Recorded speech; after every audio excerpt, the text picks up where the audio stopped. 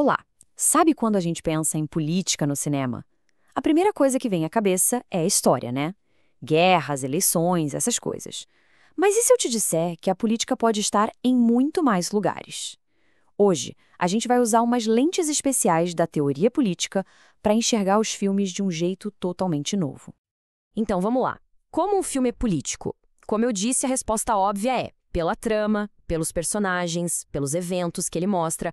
Mas e se a política estivesse escondida na própria estrutura do filme? Na maneira como a câmera se move, na velocidade da edição, no som, no jeito que ele nos faz sentir e pensar?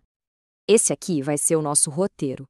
A gente começa indo além da história. Depois, vamos analisar 3 lentes teóricas super poderosas.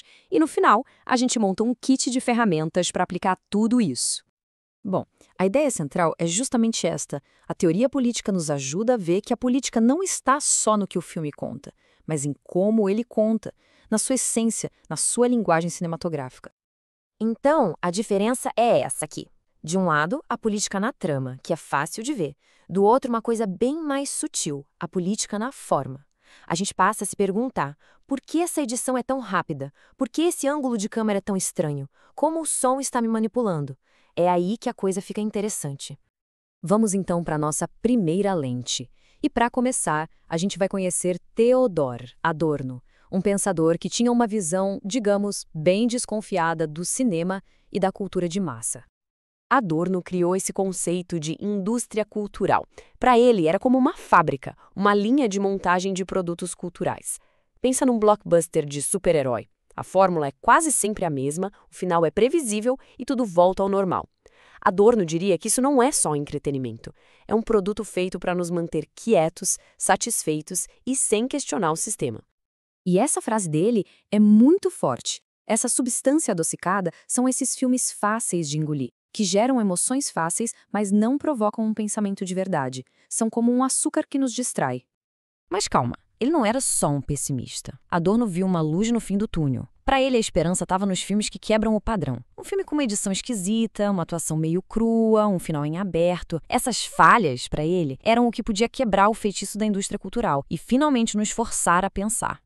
Agora, vamos para nossa segunda lente. Walter Benjamin pensava bem diferente de Adorno. Ele via no cinema um potencial revolucionário gigantesco, justamente por causa do seu poder de nos impactar. Olha que imagem poderosa! Explodir este mundo-prisão com a dinamite do milésimo de segundo. O que ele queria dizer é que a velocidade, a montagem, os cortes rápidos do cinema tinham o poder de estilhaçar a nossa percepção comum da realidade como um choque que nos acorda para o mundo de uma forma totalmente nova. E ele descreveu como esse choque acontecia. Primeiro, o filme em movimento nos tira daquela posição passiva, de só contemplar. Depois, os cortes rápidos nos obrigam a ficar super atentos. E o resultado? A gente se torna um examinador distraído, absorvendo o filme de um jeito muito mais físico, visceral e, o mais importante, junto com todo mundo no cinema. Para Benjamin, isso tinha um poder político enorme. Chegamos na nossa terceira e mais abstrata lente com o filósofo Slavoj Žižek.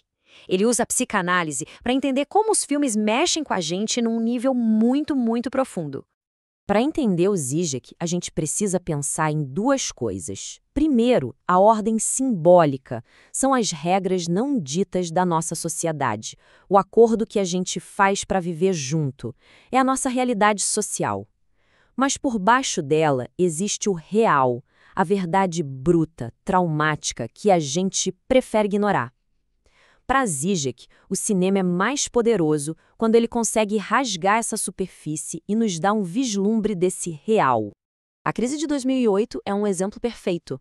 A ilusão de que o sistema financeiro era estável, essa era a ordem simbólica, se partiu e a lógica caótica do capital ficou exposta. Isso foi um vislumbre do real. No cinema, um filme como Matrix faz a mesma coisa. Ele mostra que a nossa realidade confortável é uma mentira e rasga essa mentira para revelar a verdade terrível por trás. É essa ruptura que interessa a Žižek. Ok, então depois dessas 3 viagens teóricas, o que a gente leva na bagagem? Bom, a ideia é que agora temos um kit de ferramentas prático para levar da próxima vez que formos ver um filme. E o kit é basicamente este conjunto de perguntas. A pergunta de Adorno: Esse filme está só me confortando ou está me desafiando? A pergunta de Benjamin: que tipo de choque esse filme quer me dar para me fazer ver algo novo? E a pergunta de Gisek: qual é a ilusão que este filme está quebrando para me mostrar uma verdade que eu não queria ver? Com essas ferramentas, a experiência de assistir a um filme se transforma. Deixa de ser só o consumo de uma história e vira um diálogo com as ideias e as estruturas que moldam o nosso mundo. A questão, então, não é mais só sobre o que é o filme, mas sim o que o filme está fazendo com a gente.